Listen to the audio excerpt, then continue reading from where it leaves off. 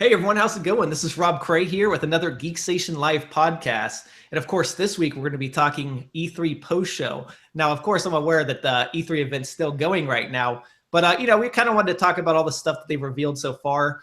Of course, we have our usual cohorts here. Dustin, how's it going, man? Oh, hey, pretty good, man. Pretty excited about E3?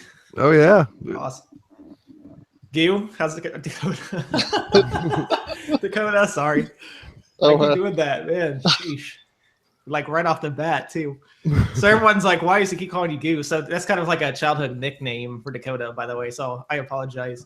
But so yeah, I'm really excited. I was actually telling the Geeksation guys that, what was it, like Sunday night or Monday night? I was like, man, I really want to do a podcast right now.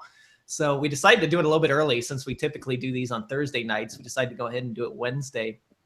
But man, it's just been nonstop, action-packed past few days. I guess I kind of want to start. I kind of, told Dustin and Dakota that, the way we're going to approach this is we're just going to kind of go down the line, pretty much the way that things were introduced this week as far as press conferences. That's probably the easiest way to go about it. And we're also not going to be talking about every single game. So if there's, anything that in particular that you guys would like to hear us talk about, feel free to comment on it in the comments section and we'll try to get to it. But let's go ahead and start off with EA. And obviously, kind of the big title that everyone was really excited about for that was Star Wars Battlefront 2. I mean, wow. I probably watched that trailer about 20 times by now. And I was just blown away. And I have to admit, I think I've kind of mentioned in other podcasts that I was pretty disappointed in the first Battlefront that DICE and EA came out with for obvious reasons. And I could say I'm definitely on the train at this point. What do you guys think? Yeah, it looked amazing. I mean, it's pretty cool that they're going to the prequel stuff. It feels closer to the original Battlefront games this way. I mean, the trailer was amazing. Yeah. Oh man. There's quite a few memes going around about that already, especially with the sector cleared, sector not cleared stuff. Yeah. And then that Vince McMahon one I posted. Oh yeah. Yeah, it looks amazing. Dakota, what about you, man? How you feel about it? I mean, I loved it. Yeah. I mean, I'm a big hater of the first one. I didn't really like it that much. But this one seems to be correcting all the mistakes that all the fans, all the hate that they got. I mean, they got a lot of flack. And they rightfully deserved. Yeah, they earned it. But, I mean, it looks like they fixed everything. I mean, I still wish there'd be an announcement for Galactic Conquest. That'd be nice. Yeah. But I don't think we're going to get that this time. No. Maybe next time. But yeah, it definitely looks, it looks like they definitely fixed all the mistakes from the first game. I mean, as far as all the, the points on the map and stuff, it really feels like they're trying to replicate the feeling of the original Battlefront games, which I'm excited about. But I mean, oh my God, the graphics are fantastic. And I have to admit, a lot of people are probably shrug their head at this, but the one thing that I'm really excited about is the prequel trilogy stuff. I'm a big fan of the prequel trilogy, and I'm excited that we're going to be going back to all that. So, this Naboo map looks amazing. I kind of wish they would show Mustafar or Kamino or something like that. Maybe they did, and I didn't catch it. But no, they pretty much just showed off Naboo at this point. But I mean, it can't be a Battlefront without Kamino or Geonosis or something like that. I'm pretty sure there'll be a couple of maps from each era, and so I'd like to see Kamino and Geonosis. Obviously, would be cool. It would be cool to also a Jedi Temple map for 3.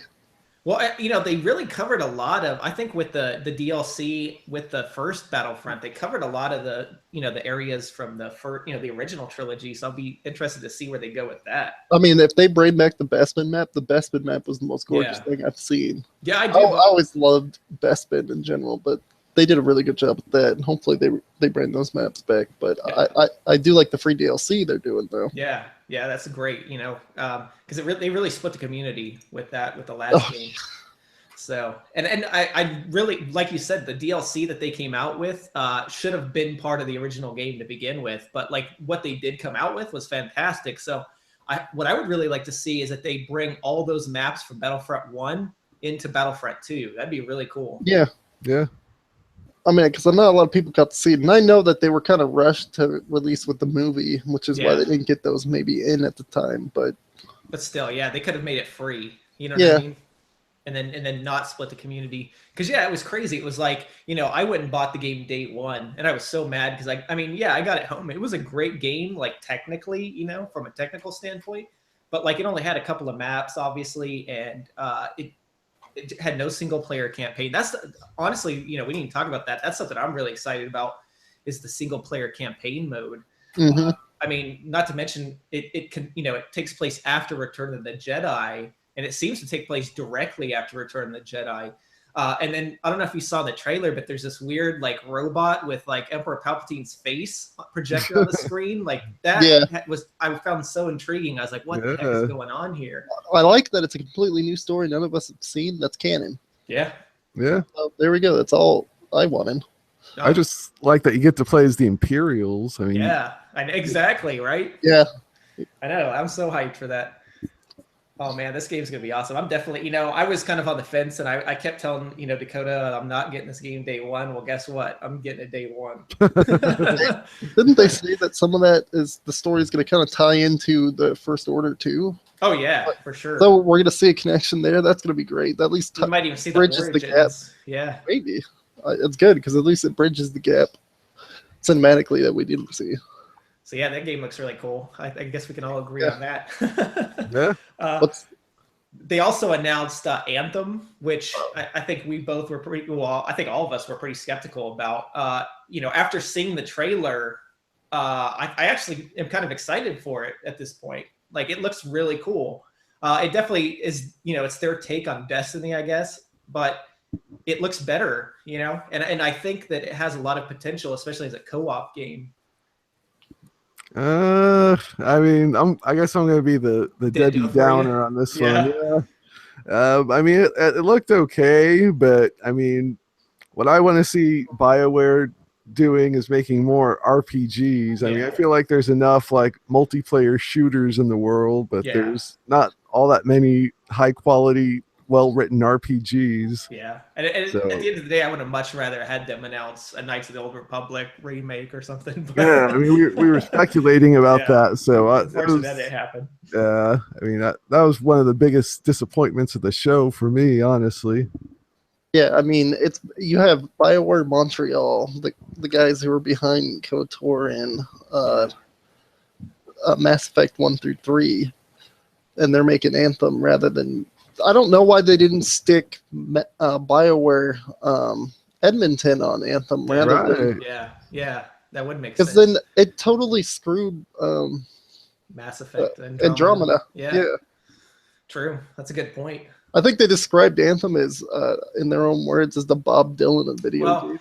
And you also got to think of this, though, that, sometimes developers get burned out with the continuing sequels. So I'm sure that BioWare, like that development team, was ready to move on at that point. And so EA probably wanted them to continue the Mass Effect franchise because it was a big money maker. So they basically, had them produce Andromeda. But that's probably why the main BioWare group moved on, was because they were probably at that point were done with it after the end of Mass Effect 3. I do have hope for this because it is BioWare, BioWare Montreal, and they never disappoint on story, really, ever. So I guarantee the game will be good narratively. Yeah. Whether gameplay wise it pans out, who knows? But I don't know if this is true, but I read somewhere that this is just going to be like a multiplayer only game. So is there really much potential for having a good narrative in that kind of it might be able to still have a good narrative. I mean, I don't know whether it was supposed to be multiplayer only because they showed off single player where you could hop in and hop out of multiplayer, but because that's what when they showed the gameplay. I don't know if we saw that, but the guy was playing by himself, and then it said play co-op, and then another friend just dropped. That's kind of how Destiny was. Okay. Yeah. But Destiny wasn't really that was the disappointing part, is it wasn't very story driven. It was repetitive as heck. Like, I was really hyped for Destiny, and now, like, I have no hype whatsoever for Destiny 2. At this point, there's nothing that they could ever do to bring me back into the fold with Destiny, because I just hate that game. I mean, release EA? Yay. I said other than a PC release, yay, which kind of sucks because we never got the first one. Oh, you guys never got that on PC? No. Really? Huh. See, I didn't Destiny know 1 that. never That's was on interesting. PC. Wow. Yeah, well, you're not missing anything, trust me. That's what a lot of people say. But a lot of people love it. It was garbage. I hated it. I don't care what anyone says. I'm not a Destiny fan. I was really hyped for it, honestly. But I kind don't of know. bought into the whole, hype about it. I'm not so sure it's fair to compare it to Destiny just yet, though. Yeah, that's what it looks like, and that's what from what I'm reading, it was their response to Destiny. So I mean, it's hopefully they'll do something different. But I just don't want this to be a situation where it's like Overwatch versus Battleborn when they were completely different games. Yeah. Well, and like I said, I was saying the other day, I feel this generation there aren't as many co-op games as we had last generation, and I really want more co-op games, especially now that I have a PC. Like I'm really looking for games that we can all play together. So I want to see more of that, and so at this point I'm not like hyped for Anthem, but it's piqued my interest. I'll say that. And before this, I had from the early trailer that they released, like the announcement trailer, I was kind of like eh, but after seeing some gameplay, at this point it's on my radar. Yeah, the gameplay could have won me over too.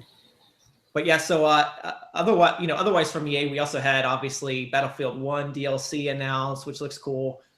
We also saw some more Need for Speed Payback.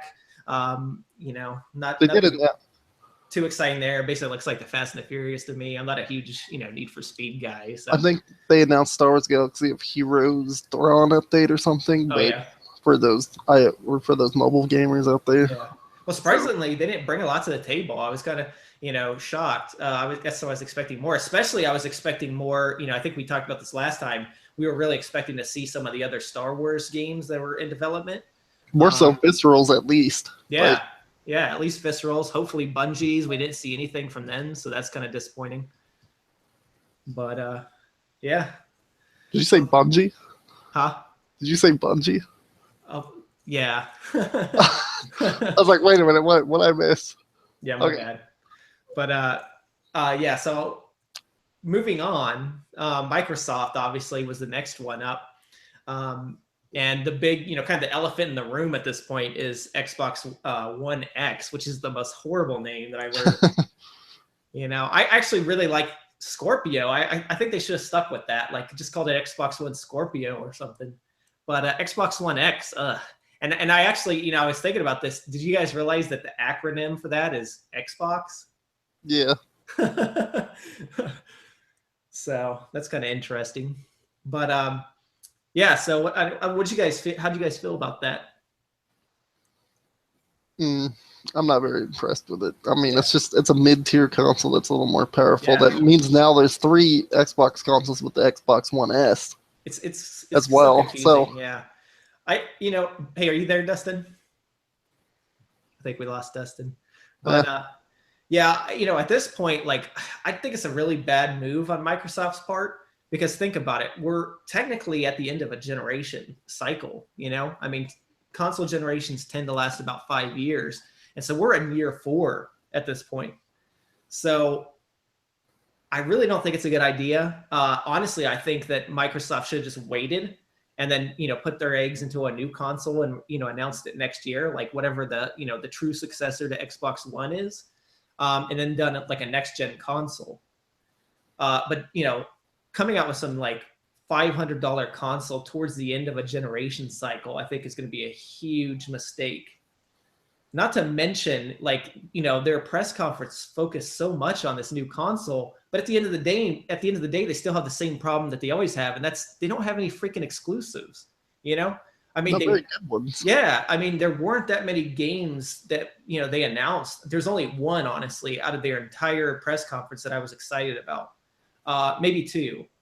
But, for the most part, as far as exclusives and stuff, I mean, they just didn't bring it. And that's what they need to focus on at this point is, they can't compete with Sony when it comes to that. And that's why they need to start trying is get, push these first-party development studios to produce some good first-party games.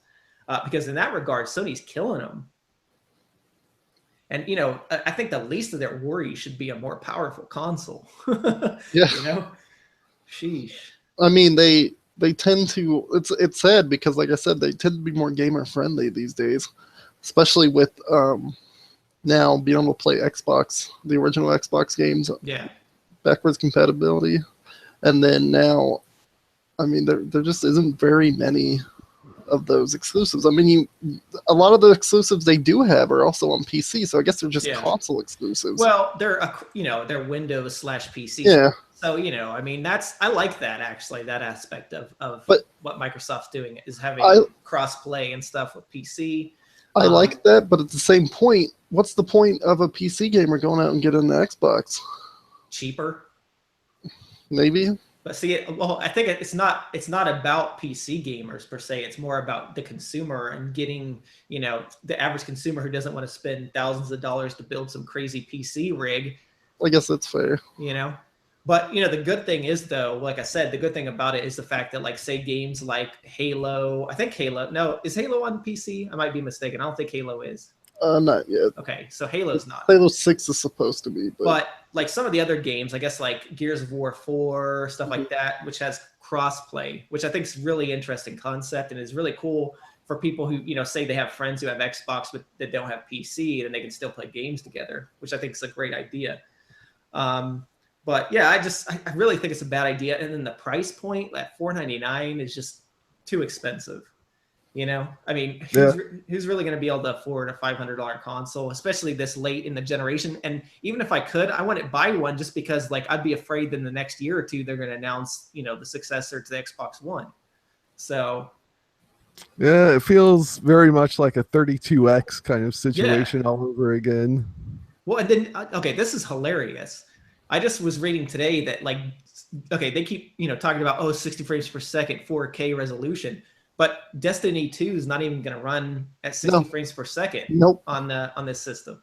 It's locked at 30. So I don't know. And a lot of the developers are still going to lock their games at 30. Yeah. I don't know what they're thinking. I mean, it's a horrible idea.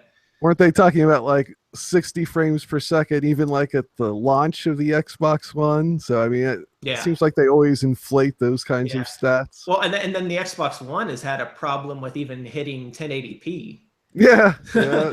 So it's crazy, but it's just not a smart move on Xbox's part. I honestly don't see this taking off. I don't see this being like a big deal. Honestly, with Sony, like they've got their PS4 Pro, which is quite a bit more powerful than the regular vanilla PS4, and it's not like that. I mean, it's not crazy expensive. I mean, I think it's like $399 or $350. But if they could drop the price of that down to, say, $299 and then even get rid of their, vanilla PS4, that might be an interesting way for Sony to approach it. But I just don't see anyone buying a $500 console at this point so late in a generation cycle. And at the end of the day, what does it even matter if you don't have any exclusives? You know what I mean? Yeah. I will say maybe it's just because I had such low expectations, but I actually was more impressed with Microsoft's press conference than I thought I would be. Really?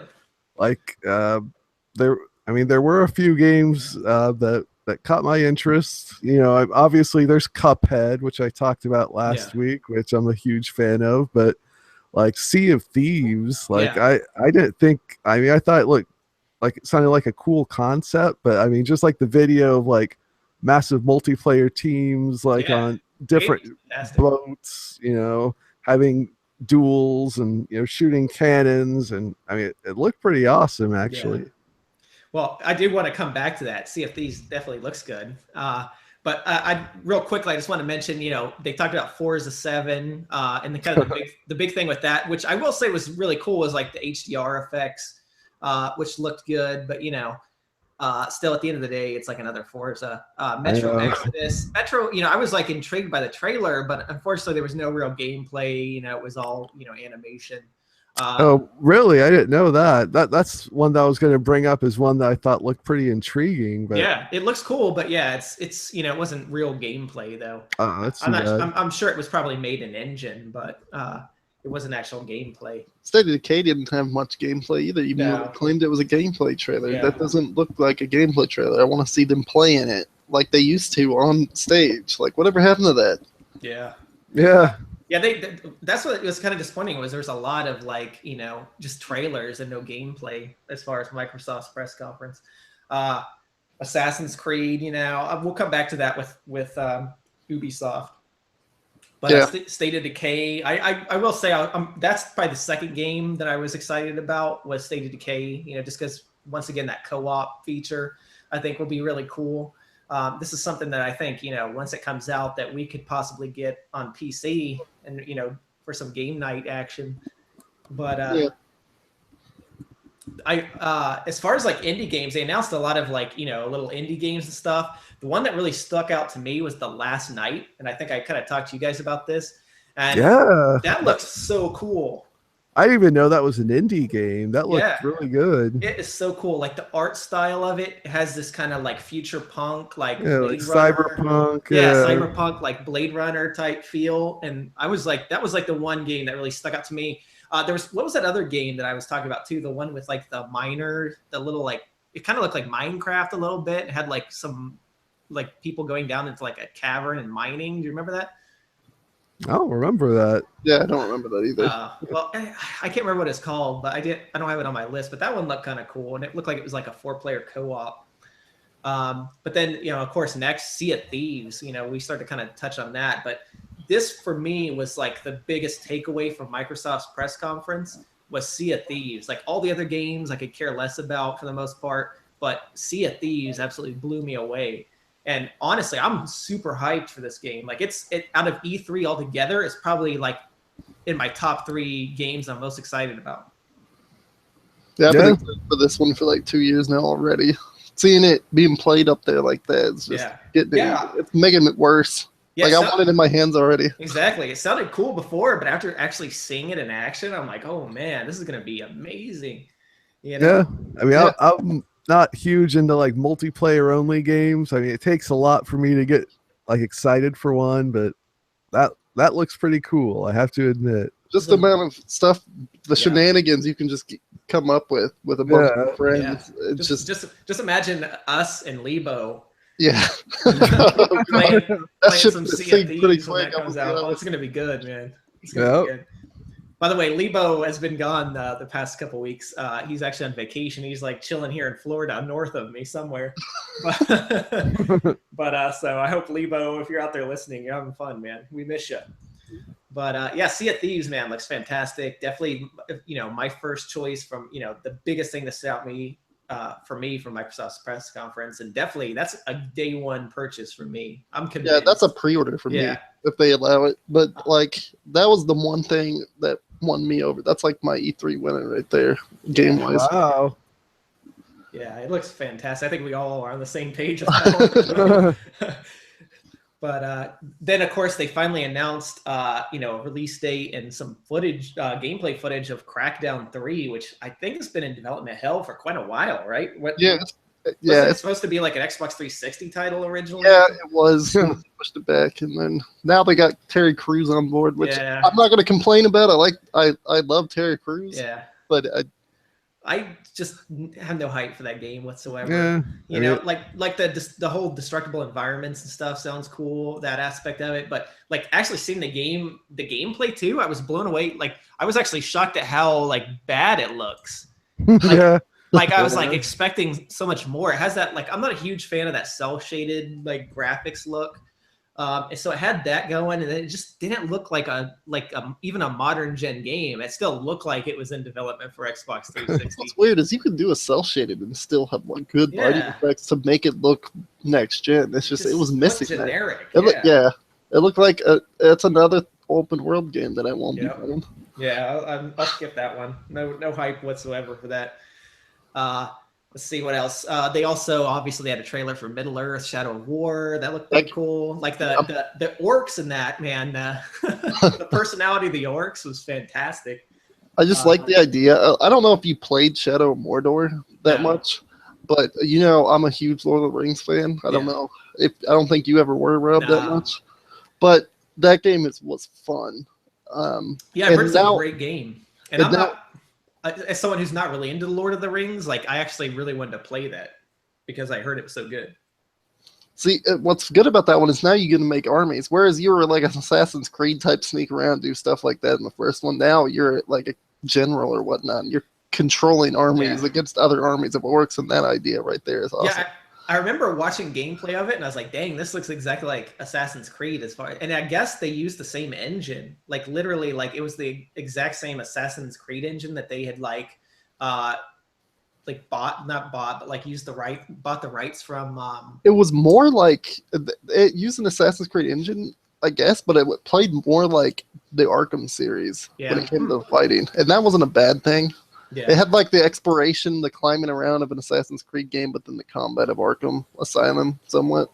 Well, it's it's definitely not a game like I would get day one or anything, but maybe like in the future if it's like cheap, I might pick it up. I mean, I was like really impressed though with like like I said, with the personality and the animation quality of like the orcs in that, like the personality that they had, I thought was really interesting.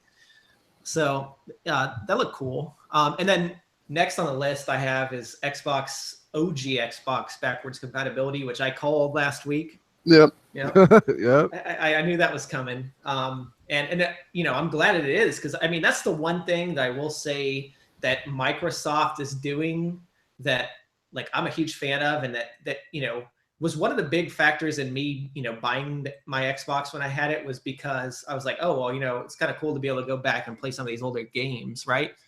And so I think they said that they have like 300 plus titles at this point, Xbox 360 titles available that are backwards compatible. And of course, now that they're going to be bringing OG Xbox games, I mean, there's so many great titles from that system that, you can play on there. So, I'm pretty excited for that. That's pretty cool. Yeah. I wish Sony would do something like that, honestly, Yeah, I mean, especially since they have they have a longer history than Microsoft. Oh, yeah. Exactly. My whole thing with that one is they don't have to win over the fans at this point, so they're probably not going to. Yeah. They already got the fans in their pockets. Yeah. Well, see, Microsoft is kind of making the same mistake, it seems, that Sony made last generation, and that was kind of like focusing on power, like really expensive consoles with a lot of power, and not focusing on games as much. Like at the beginning, Sony did that, but then later they kind of came around and made things right. But Microsoft seems to be like making that mistake, and then now doing it again with this, the Xbox One X. It's like, who cares about the power of the console? Just focus on the freaking games, Right. But I don't know. What are we on to Bethesda now? Yeah, Bethesda. So there's not much left to say on Microsoft after you shoveled them deep into the ground there. Exactly. Hey, Mike, my last thought on Microsoft is thanks for Sea of Thieves. Everything else you can keep. I'm excited to keep it. Thanks for that too. Bethesda. So I think my list is a little out of order here, but that's fine. Obviously, they announced Wolfenstein 2, the new Colossus. That looks pretty cool. I know you guys are really excited for that. Yeah. I love Wolfenstein. Cool. I've always loved Wolfenstein. I always liked Wolfenstein more than Duke Nukem. Yeah. See, I always like Doom better, but I like them both. Yeah, how'd that work out for you on Forever? And speaking of Doom, they announced a Doom VFR, which I'm assuming stands for Doom Virtual Effing Reality. But that looks cool. It's not an actual. I learned that it's not a full port of the Doom game that came out last year. It's actually like an all new game built on the same engine, I guess. That kind of, takes bits and pieces from the game, but makes it into like kind of a shortened VR experience. So, but just imagine how cool that must be in VR, Yeah. So that, that's cool. I'm excited to see that Bethesda has, it seemed like was showing a lot of support for VR with their press conference. Obviously, they had a trailer for Elder Scrolls Morrowind. Is that how you say it? Morrowind. It's like for their Elder Scrolls Online. They kind of were showcasing all the different expansions that they have for that. Skyrim for Switch is pretty cool. To be completely honest, they need to stop milking that Skyrim. Oh god, yeah. They're milking the hell out of that. Now we get Skyrim VR, Skyrim on the Switch. We're gonna get Skyrim on the Xbox. We're gonna get Skyrim on the next gen. I have to admit, I've never played Skyrim. I never will play Skyrim because I'm just not a big RPG guy. I don't have the time for that. That's why we need Andrew, because he's like the big Skyrim. Yeah, Andrew's like super hyped. Yeah.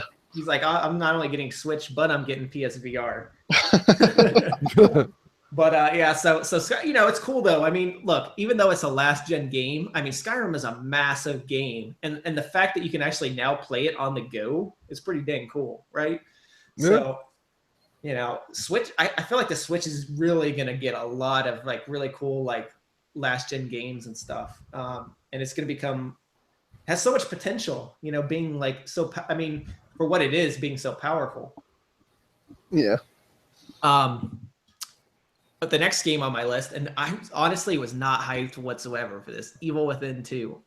No, I didn't really like Evil Within 1. Yeah, I was crazy hyped for Evil Within 1 because of what's his name? He's the guy behind Resident Evil. I can't think of his name. Come on, help me out here, guys. I don't know. Like, you guys don't know that guy? Oh, I know who you're talking about, though. Yeah, fans do too. It's on the tip of my tongue. Anyway, famous developer. He's the guy basically who created Resident Evil, and he was like the producer on that, right? So I was really excited when they first announced Evil Within, and then it came out, and I bought it day one. I don't even think I got like halfway through the game before I got bored. I was like, this is like so generic. Like I just wasn't into it. Is it? No, I can't. I don't know. His name's right on the tip of my tongue. But anyway, so I'm not excited. He's actually not even involved in this project anyway. So evidently, it was written by a Western writer this time. But in all honesty, my biggest complaint of Evil Within 1 was that it seemed too Eastern. Yeah, like the characters looked like a Japanese. That's what I liked about Resident Evil is I felt like Resident Evil was more Western. Like, yeah. I have to admit, I've never been a big fan of like really diehard Japanese games. Like a lot of stuff like that's too Japanese is kind of a turnoff for me. Like I like some JRPGs, but not Japanese horror games. See, I'm not into all that stuff, man. Like I'm not into anime or any of that. Like I'm guilty of that one, but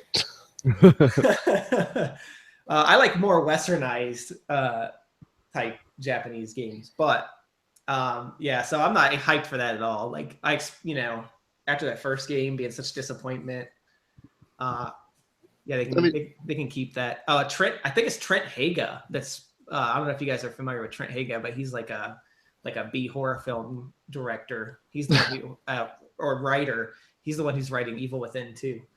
I mean, it may be good, but they burned me with the first one, so I don't know if I'll get around to try it. I may get it at a bargain bin. That's what that will end up being.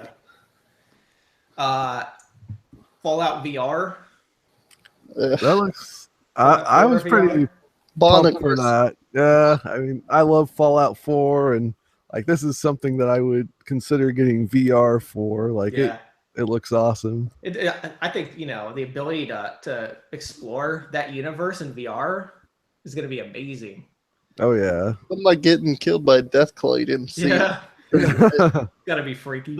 But here's the thing though, like I'm really glad because when I envisioned like all this technology, like the VR stuff, I really wanted like full game experiences like this.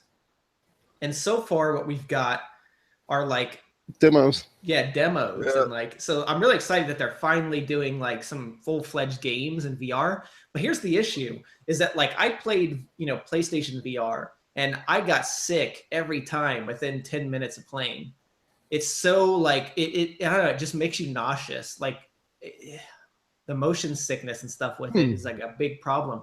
And so that's why I don't see like how someone would play a game like Fallout for long periods of time. It's going to be interesting to see how that works out. Especially considering Fallout is a big time investment. Yeah. Oh yeah, we're talking like hundreds of hours. I mean, there's tons of settlements need your help, man. Yeah. So I don't know how that's going to work.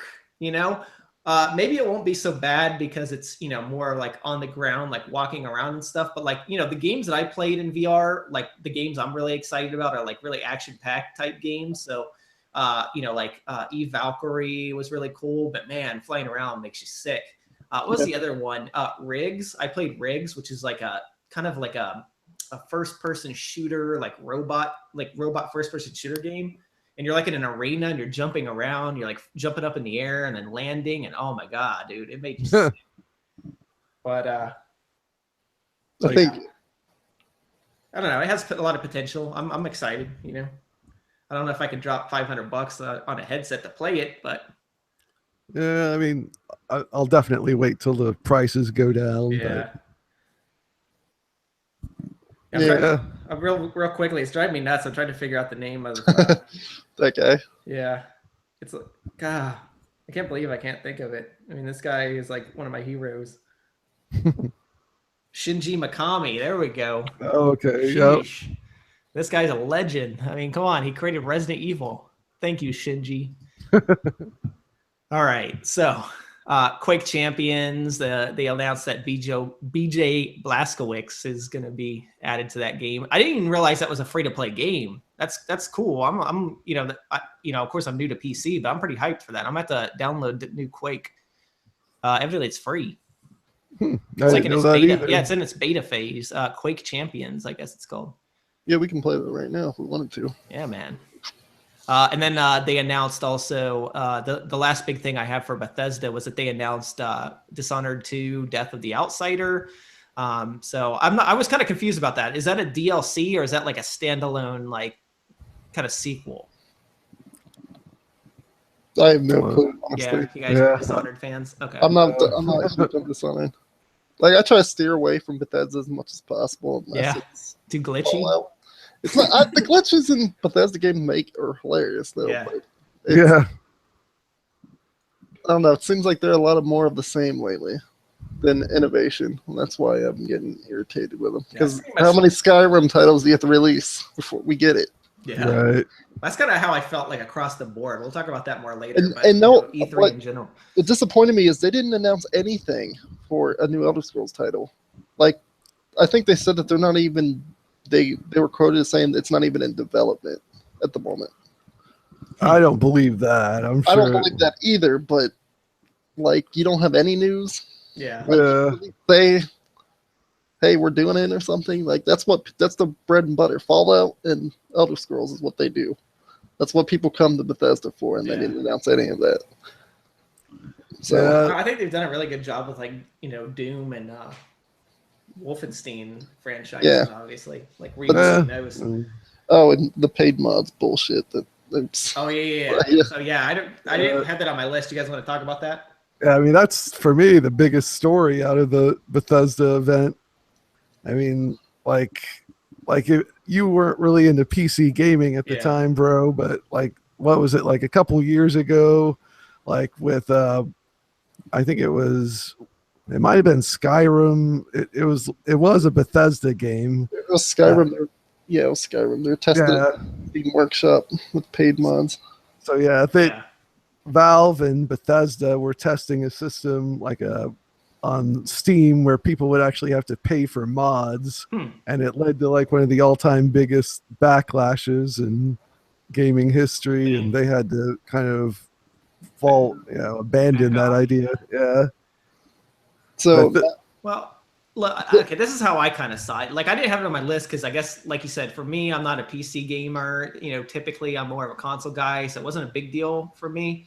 But I kind of saw it as like a good thing in a way. And of course, like I don't really know a whole lot about the subject, but I'm a Mac guy because I like the closed architecture, and I like that like it just works, right? You don't have to worry about bugs or like any other kind of issue because there's so much like behind the scenes, tinkering to make sure that all these products come out working. And, since it's a closed architecture, you don't have to worry about, people modifying things, like getting viruses, whatnot. That's kind of how I saw this, was that like, I guess with the companies actually kind of controlling these mod communities, the good aspect of it is that, you're always getting a product that's going to work with your system, and you're not going to have any kind of like compatibility issues or let's say like viruses attached or, any kind of issue that you may come across when you're like downloading mods or whatever. Here's the problem. These paid mods hurt the mod developers themselves. Yeah. Because now the donations that they would get, because it was most mods are on a donation basis. So if you like a mod, you can pay the but how many people actually pay it? You'd be surprised. Yeah. The problem is now you have Bethesda sinking their hands into the pockets and taking money from the modders. Yeah. And now they're getting a fraction of what they used to get. So all the hard work that these modders put in, Bethesda's technically, thanking for. but technically they're modding an intellectual property that's not theirs. But there's nothing that makes it illegal. You know what I mean? So at the end of the day, it's kind of like I don't know. Well, I mean, pretty much every developer these days, welcomes mods because it's. Except Take-Two. Yeah. Yeah. I'm a console guy, so modding is like a new thing to us. Like, well, not anymore. But that's we started getting like mods for like Fallout and stuff like that on PlayStation and Xbox. So. But these mods are going to be more directed towards console gamers, not PC, because they're not dumb enough to try that twice. Yeah. Well, so that's how it is. I haven't downloaded any mods yet on console, but I know that like especially like Fallout was one of the first ones that I can think of that like started doing that. I mean, Macho Man Randy Savage mod. Imagine him. No, I just meant like as far as selling it like on the marketplace, like PSN or Xbox Live. So I mean, I'm glad that the consoles finally are getting mods because mods are freaking amazing. Mods change games and add tons of hours to it. Yeah, I guess in some cases. I don't know. Yeah. And bro, if you saw the paid mods that existed in that brief window when they were trying this last time, they were like the most scammy microtransaction-y crap you could imagine. Like the Oblivion horse DLC. Yeah. That's what it's terrible to. It's like one small cosmetic thing that you have to pay like $5 for versus a modder who's giving you 20 hours of content that he's pushing off somewhere else for free. Yeah. Because he just has the passion for it. Oh yeah, and that's another thing. Like people were stealing other people's mods and charging money for them. Sheesh, that's crazy. Yeah. Well, yeah, I'm glad that you guys talk about that because that definitely was something I totally skipped over. Like when I was writing my list, I was like, I guess I won't talk about that because I didn't think it was that big of a deal. It's a huge deal. So I guess that goes to show the difference between console gamers and PC gamers. Well, you'll know here shortly because console gamers will. I don't know. Will they just take it up like bend over and just take it because. Well, we pretty much did that with Xbox Live and PlayStation. I mean, you're used to paying ridiculous money already. Yeah. So who knows? But that's one thing I will say about so far my PC experience is as many issues as I've had. I still have to say like I like not having to pay to play a game. That's nice. But to play online, like we've been playing Friday the 13th the game a lot lately, and it's like I don't have to have no PSN to play that. So. But so moving on, guys, Ubisoft, obviously, they announced quite a few games. Far Cry 5, we kind of talked about that last week. There wasn't a whole lot of new info. I mean, they showed some new gameplay and stuff. I'm not really hyped for that game. I mean, once again, I guess I'm a little. The one thing I'm excited about for it is like the co-op potential, because I really want these co-op games, man. That's what I'm kind of into now. But as far as like the theme and everything and like the setting of this game, I'm not a big fan of. Yeah. They also announced Mario plus Rabbids Kingdom Battle. We're gonna come back to that when we talk Nintendo. Garbage. It reminds me of an XCOM game. Oh my god, what is that crap? What are you thinking? And what's with like Peach taking selfies? And... Yeah, I don't know. We're gonna have to come back to that. We'll cover that one on the Nintendo section. Yeah, Assassin's Creed. I kind of saved this one. They released like the first like gameplay during the Microsoft or the Xbox press conference, but I wanted to kind of talk about it here. I don't know. How do you guys feel about this new Assassin's Creed? Are you guys hyped for it? I mean, I've never played an Assassin's Creed game in my life. Really? But wow. I mean, it looks. I mean, the setting looks cool. I mean, the ancient Egypt stuff is kind of neat. Well, go ahead. Sorry. I mean, I've played and beat every single Assassin's Creed game. It does look a lot of the same. Yeah. I mean, it looks a lot of the same, but I get a huge like hard on for ancient Egypt stuff. So yeah, I think I'm more excited for the setting than the actual game. Well, my experience with Assassin's Creed is that like I never played an Assassin's Creed game till 3, and what brought me into the fold was the setting, obviously, because I'm like a huge like patriot, I guess, and so like the early Americana theme, like colonial stuff, like really was interesting to me. So I played that game and beat it, and I really enjoyed it. But and then I played Black Flag, and the whole pirate thing was amazing. But I started to quickly realize that they all just were kind of the same. Like they have different settings every time, which is kind of interesting. But past that, it's the same game every time. And of course, I think there was a huge backlash against them in recent years because they were pumping out a new game every year with a new setting and the same damn gameplay. And so finally they learned. And so they announced that they were going to start taking more time in between development of games and working, putting more effort into these games. So this is kind of the first game post all that. To be completely honest, though, they're not really putting any more time into this game as they put into the other games. Yeah. Each game was on the same time schedule. They just didn't release a game to remind you Assassin's Creed's around. Huh. So they just delayed this one a year? No, they didn't delay it. It's on the same time schedule of development as the other ones were. There's no difference here. But that's why this one should have came out last year then, because there was no Assassin's Creed. No, because they always have 2 Assassin's Creeds being worked on at once. The one release and then the other releases the next year. It's normally a 2 to 3 year development cycle. Interesting. So, because they have so many all exactly the same then. Because that's the reason they use the same formula. But I will say this: look, when I've said from day one, like when I got into Assassin's Creed, like it'd be really cool if they did an ancient Egypt setting. So I will, I'm kind of, I'm interested, obviously, because of the ancient Egypt setting. But honestly, at this point, it's gonna have to be like $10 in a discount bin before I play it. Assassin's Creed does better. Over Assassin's Creed. Like, I mean, this series has been, done to death. It runs better. Assassin's Creed's always better when it's for as far back in time as possible. Like I still would say the what is it? The Italian ones are with Ezio, but Assassin's Creed 1 back in early Jerusalem was probably still my favorite, and now going back even further than that. Well, I'll say this: you know what setting I actually want the most for Assassin's Creed? What? Nazi Germany. Yeah, right. That would be cool. That would be awesome. I mean, that would be World cool. War II setting, like you have to like assassinate Hitler or something. Oh, that would be badass. That'd be it. But here's the thing: you like run into like Himmler doing like missions and stuff because you always run into all these like historical characters. Yeah.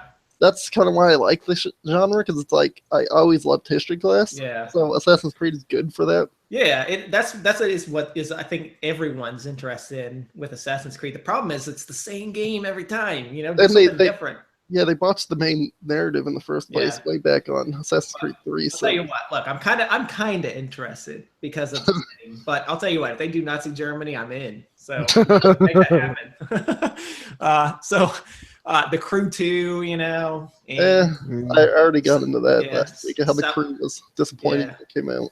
South Park. This one's adding planes and stuff, I guess, which is kind of interesting. But South Park, The Whole But Fractured, I'm hyped. That looks cool. Probably the thing that made me laugh the most was the Skull and Bones game. Yeah. Oh my God. Like, so we have that dancing panda. Yeah.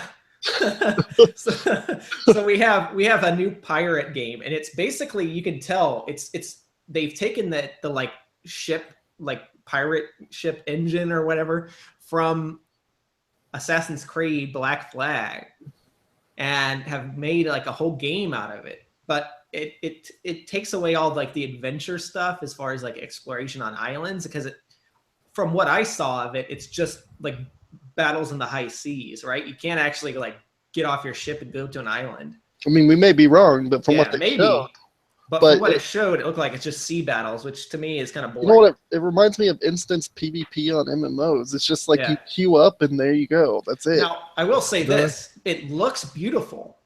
Like the game itself looks fantastic. Like if they could have that style of graphics, like that kind of photorealistic graphics mixed with Sea of Thieves, that'd be kind of cool. But and to be honest, I like the art style of Sea of Thieves too. I think it's really neat looking. It has kind of like a more of a cartoony look, but it looks really fun. Kind of reminds me of Somewhere's Pirates a little bit. Yeah, but I don't know. No hype whatsoever for that. I actually was like, okay, they're basically just selling you half of a game at this point, like Assassin's Creed 4, but just the ship part. So kind of lame. And then it's gonna be $60, and then like a ship pre-order of $120, and then for instance PvP. Yes, I'll stick with Sea of Thieves. Sorry. Yep. Sorry, Ubisoft. But so let's see what else they announced. Beyond Good and Evil 2. which, you know, I'm kind of hyped for, but I mean, when is it going to come out? yeah, is it going to come out? Like, Yeah. yeah. I mean, this game, how long has it been in development now? 14 Like, years? yeah, like 14 or 15 years. I remember, for some reason, I actually thought that this was supposed to come out on Dreamcast, but I might be mistaken. It might have been PS2. Man, I could have sworn this game came out last generation. Really? Yeah, like if you asked me before today, I would have, or before E3. I mean, I would have told you, oh yeah, Beyond Good and Evil that came out a few years, or Beyond Good and Evil 2 that came out a few years ago. I think the problem they're going to run into this game is not a lot of people are going to remember the Beyond Good and Evil. I remember it was a good game. I don't remember the narrative at all. Yeah, I just remembered I loved it. Yeah, I think they just go ahead and can that game. See what else they announced. New Steep, you know, nothing really exciting. This one kind of stuck out at me just because, once again, I thought it was kind of laughable. There was a game called Starlink Battle for Atlas, which is a new Toys to Life game. And so it looked like, I don't know, it's like kind of like a space battle game or something. And then instead of like, like the little figures they sell for like like amiibos and stuff, they have these little ships that basically you're going to have to buy in the store, and then you can, teleport them into the game or whatever.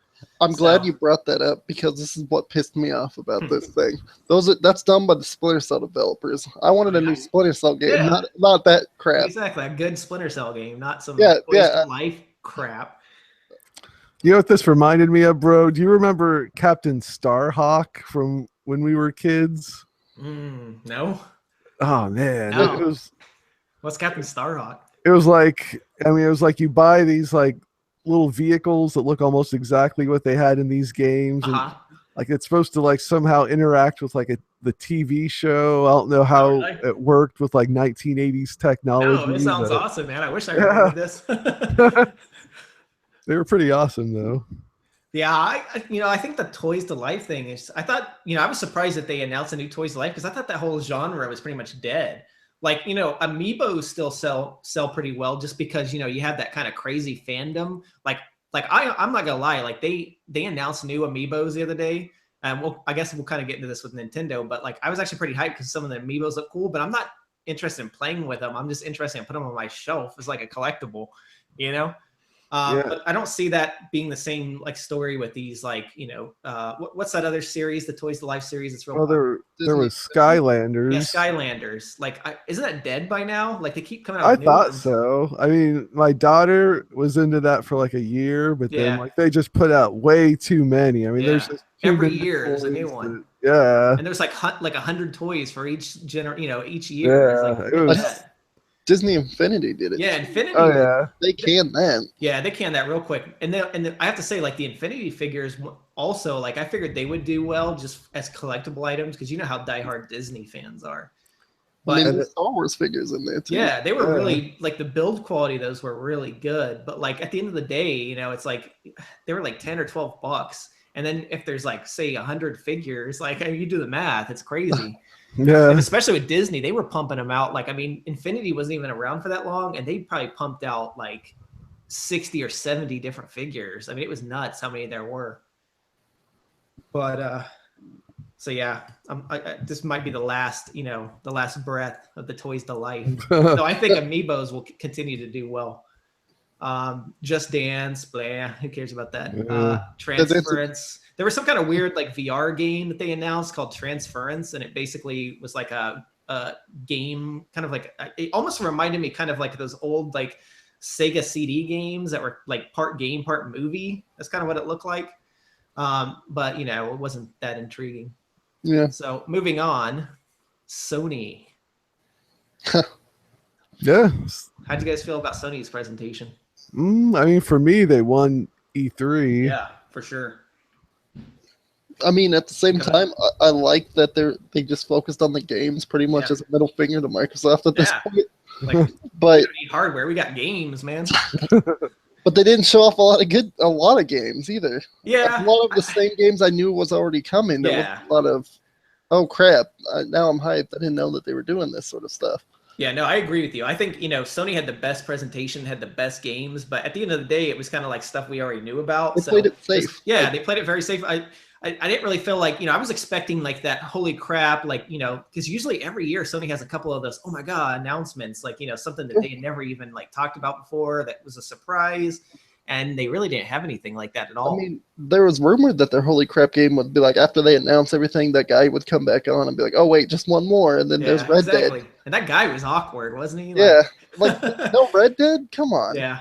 Yeah. That was like, I'm glad you mentioned that. I'm surprised that wasn't there because, that game's supposed to be coming out. It was originally supposed to come out this fall. And then it got pushed back to like early 2018. So at this point, you think we'd see some gameplay. I mean, it is Rockstar. Rockstar doesn't have to show up to E3 to sell their games. They're going to do their own big event probably. But I was kind of disappointed. I really want to see that. Obviously, I was disappointed that I didn't get my Warhawk. But I mean, it was kind of interesting. I'll just say that like the presentation, I don't know if you guys noticed that Sony's presentation was really cool. Like they had a theme going for every game. Did you notice that? I noticed for the God of War one when it was like they almost had it like snowing in the auditorium. Yeah. Well, they did that for Horizon because they had that. Oh, Horizon. Yeah, Horizon Zero Dawn DLC. They had like snow coming down, and then off the bat they had like music playing for like Uncharted. Like I don't know what kind of music that style is, but like kind of like a Moroccan type theme. But I think it's more Middle Eastern. Like Middle Eastern, whatever. Yeah.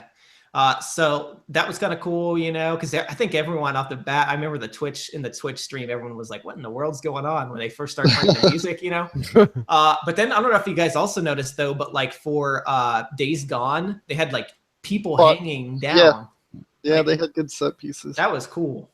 So I'll give Sony big credit for that. I mean, it was like a very like, I don't know, it's just a really detailed event. And apparently it ran 30 minutes shorter than it was actually supposed to. Yeah, move rapid fire. I did notice that. Like the guy didn't talk much. It was like boom, boom, boom, boom. Like with Microsoft, that they kept bringing guys out to talk, like, hi, I'm so-and-so with such and such company, and we're going to talk about this. Sony was just like, check this out, check out these games, man. Yeah, the game. But I kind of wish they would have gave a little bit of insight afterwards of each game. Well, I think they did that more afterwards, like with, I know Jeff Keighley had all of them on for like interviews after that, But one thing I will point out was that obviously there were, I don't know if it was, I was watching on Twitch, and there were audio issues at the beginning of the press conference. Did you have that on your end? Like, I know you were watching. No? No, the YouTube stream was a lot better. Might have just been Twitch. Yeah, I wasn't watching it live, so it was fine when I watched it. Yeah, I guess it was Twitch then. Interesting. But obviously they started off with Uncharted, The Lost Legacy, which is kind of a spin-off of the Uncharted series, which is going to be interesting since it doesn't have Nathan Drake. Honestly, of the series. Yeah, honestly, at this point, I'm not even hyped for that at all, just because I think, I'm done with Uncharted. They kind of finished that up. Horizon Zero Dawn DLC, that looks cool. I haven't played Zero Dawn yet. It's probably like one of those games that's at the top of my list of like, I want to play, and like every day I'm like considering going to Best Buy and buying it. But I think I'm gonna wait, for a little bit further of a price drop. Wait for the DLC to be packed with it as well. Yeah, the whole thing. Yeah, I'm pretty sure on Black Friday it's gonna be like $20, so I'll probably pick it up then. Let's see, Days Gone. Holy smokes, looked amazing. That was my game of the show right there. Was it really? Yeah. Wow. Yeah, I have to agree with you. I thought Days Gone was the best game of the entire show.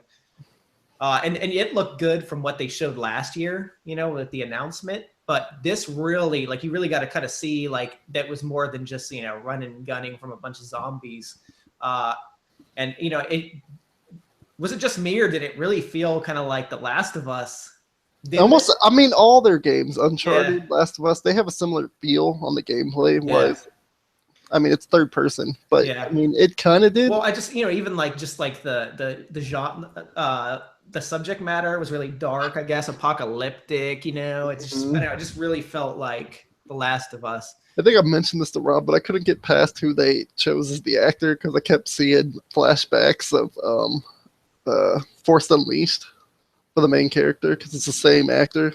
Oh, who does the voice for him? Yeah, and the face. Oh, really? Wow. Oh, really? No, not go the back face. and watch. Yeah, go back and look at it. Yeah, they just have a beard on them. There's no difference. That's interesting. I didn't catch that. Yeah, because that guy's in everything. He's in a lot of stuff. Yeah, he's a versatile actor.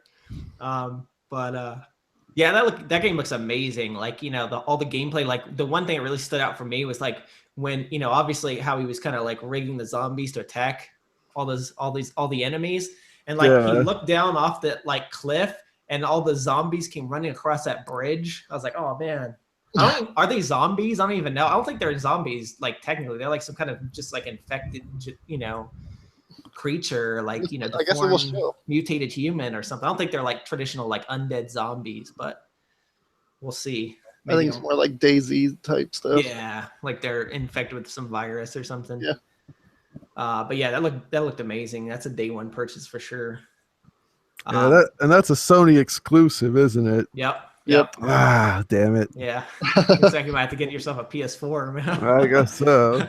But the good thing is, getting a PS4, I'm pretty sure you can probably get like a used, like one of the older models at this point for, if you check Craigslist, for probably $150. Oh yeah. Okay. And then you have a crazy huge library of games at this point to play. That's one kind of the good thing, I guess, about jumping into a console generation like later, is that you have like a huge back catalog of games and they're cheap as heck to play. Yeah, that's true.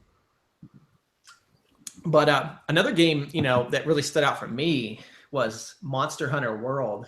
Yeah, man, that was my number 2 for Sony as well. Looked awesome. Dinos, man. Yeah, I mean, look, I have to admit, I've never played a Monster Hunter game. It's one of those franchises that I've always been interested in playing just because it looks fun. And one thing that always kind of turned me off about them, I have to admit, I'm a graphics whore, right? And like, playing like looking at the 3DS game, I'm like, the graphics kind of look, crappy. And I've always been hoping that they would do like a console Monster Hunter, like with next gen graphics, and boom, we finally get it. And so at first I was like, what the heck is this game? Like I almost thought it was like Dino Crisis or something. It's like, what the heck's going on here? But that big sword kind of gave it away. When he has that huge sword strapped to his back, it's like, okay, this looks like Monster Hunter. But yeah, I'm really excited for that. And the potential as like a co-op game is, going to be phenomenal. Yeah, looks amazing. Because I think that's what Monster Hunter is kind of known for, right? Is like, a co-op, like you and a couple buddies get together and take down some giant monster. Yeah, it should be really good. So yeah, I'm definitely hyped for that. Personally, though, but I thought God of War was better of the Sony games for me personally. Yeah, it looked awesome. I mean, I like Norse, so yeah. And if I remember playing the older God of War games, so I know the boss battles are, of course, gonna be over the top. Yeah. Crazy boss battles. Yeah, that game, I love that story. Well, we'll come back to that because I do have that obviously on my list. But the next one that they showed was Shadow of Colossus, the remake. And look, I know people are gonna like beat me with a stick for this, but I never played Shadow of Colossus. What? Yeah, it's one of those games that like I've always been. It's like on the top of my list of games that I mean to get to, and I just never have because I know it's just like an amazing game. And so I think for sure I'm gonna play this one, the remake, just because it looks fantastic. And I want to see what all the hype's about with this game because I've just heard so much. Have you played it, Bon? Well, people are probably going to hate me even more for saying this, but I played it and I didn't like it very much. Whoa, wow. Huh, interesting. I just thought, obviously, especially for the time, it was, very visually impressive seeing, these giant monsters and stuff. But I don't know. I just found the gameplay kind of tedious. Huh. That's interesting. Yeah, you're the first person I've ever met that's told me that they didn't like it. Like, yeah, it's kind of like widely accepted as like, I think one of the greatest games ever made. Yeah. Well, just like, Hey, to each of their own. There's definitely games that people love that I feel the same way about, I'm sure. But yeah, I'm actually kind of excited for that. I think once that comes out, I'll probably finally pick it up and finally play it and see what all the hype's about with that. Marvel vs. Capcom Infinite. I know Bon, you're hyped. Oh yeah, that looked amazing. Mega Man X and looked great. I thought this is kind of interesting, and like I was reading somewhere that like Sony's presentation was so dark, like all the games had like this kind of like drab colors and was like really like dark and stuff, and then all of a sudden you have Marvel vs. Capcom, which was just like neon, like super bright and colorful. Yeah, it stood out. Yeah, I like the art style. I didn't really think they were that drab, though. I mean, we'll get Well, to Spider-Man. Yeah, yeah. But I meant most of the other games, kind of had more of a real, like, kind of. Up to it was kind of drab. Yeah. Because you have all these, like, kind of downy type games, and then boom, Marvel colors, boom. Yeah. So, I mean, I'm kind of excited for that, too. I love fighting games. I don't remember the last Marvel vs. Capcom game I played. I think it was on PlayStation. I would assume that was what it was on. Yeah. I'm not a huge fighting game fan unless it's pretty much Mortal Kombat. But I mean, if Jill Valentine's playable, I'll probably pick it up. And it's not that I don't like fighting games, it's that I suck at fighting games. I think I kind of talked about this last week. I'm horrible, dude. I am too. You would have liked Marvel vs. Capcom 3 though, because you played as Wesker. Oh yeah, heck yeah. See, that is one thing that I find intriguing about that franchise is that you get to play as those characters, especially the Resident Evil characters. Especially the story that they're going to be spinning between the characters and the Capcom characters. Yeah. Seems pretty interesting. Yeah, the trailer seemed to really dig into kind of the story there. Like Thanos. Yeah, I thought it was interesting that they're like teaming up with Thanos and stuff. Yeah. But see how that turns out. Call of Duty, World War II, Meh. I thought it looked okay. I mean, I don't think I've ever been excited for a Call of Duty game, but I mean it looked pretty good. I mean, the World War II setting, I'm a World War II buff, obviously, as you know, but I mean, it looked pretty good. Look, the censorship they're doing on it is kind of making me mad. The what? Censorship. Oh, I know. Did you see that? I was so pissed off about that. Well, look, I saw that too, and I'm pretty sure the final game isn't going to have that. I figured the reason they probably did that was because the trailer was like international, and so in some countries they can't show an actual Nazi flag. So like if you ever play like I don't know if you've ever noticed, but like in Europe, like most countries, as far as I know, like any game that has Nazis, like they use that kind of like, the Iron Cross and stuff. Yeah, well, they use like the Iron Cross or the straight cross. Yeah. Instead of the swastika. So, but yeah, I'm not a big fan of. They should have changed that for the U.S. market. Because we're not Europe, damn it. We don't have censorship in this country, we kick the Nazis' asses. So, but yeah, I'm sure the final game isn't going to have that. If it does, then there's going to be a boycott. I guarantee you, it's going to backlash hardcore. I'll tell you what, Wolfenstein will pick up more copies. That's for sure. Yeah. But so I'm not hyped for it at all. I'm just not, look, I liked Call of Duty for the longest time. Every year I played every Call of Duty. I can't say I've ever been a huge fan, but it's kind of one of those things that like, I actually like the campaigns, not the multiplayer. Like it's kind of fun. They're kind of as linear as they are. They're just kind of fun because they're like, big action set pieces and stuff. But so I've played them all up until this last year, Infinite Warfare. I was like, okay, that's enough. The space, it's gone too far at this point because I wasn't a fan of any of the ones that really got like futuristic. I have like Jon Snow in there and stuff. Yeah, it's garbage. It's like weird. Look, I'll probably still play it because I just want to. Out of curiosity when it's like $5. That's my price point that I'll play Infinite Warfare. Their campaigns though tend to be really good. Their campaigns are good. Their campaigns are fun. Like I'm not gonna lie. That's why I play them. I don't like multiplayer Call of Duty. Yeah. I'm a Battlefield guy when it comes to that. But I guess the main thing I liked about it was just like the environment seemed pretty good. Yeah. So, no, the setting's cool. World War II. But it's just, once again, like how many World War II games have been done to death. It's like I'm glad that they're going back to more of like, a grounded setting. Mm-hmm. But at the end of the day, it's like, dude, we have 5 billion World War II games.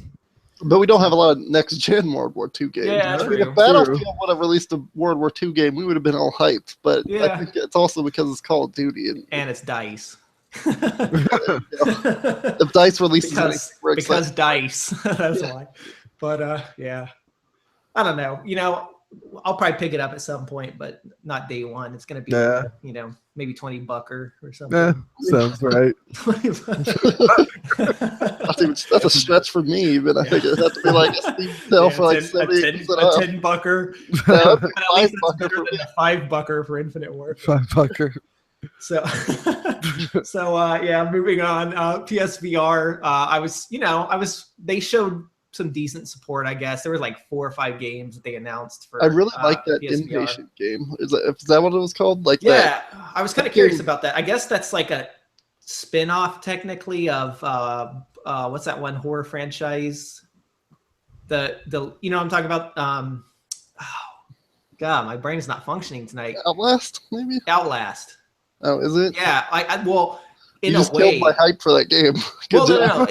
Look, okay. This is what I was kind of reading up on it, and this maybe I'm misspeaking, but how I understood it was that it's not technically. It's kind of a spin-off because it takes place at some asylum back in the day that is in the game, but it's not a direct like sequel or prequel or whatever. It just kind of has the same location. I don't know. You mean it's just it's the location from the first game? I think so. Yeah, it's that asylum back in the day is how I understood it. So I'll have to do some research, but if that's the case, okay. But if it has anything to do with Outlast, I'm skipping it. Yeah. Huh. Why? You don't like Outlast? I don't like Outlast. Huh.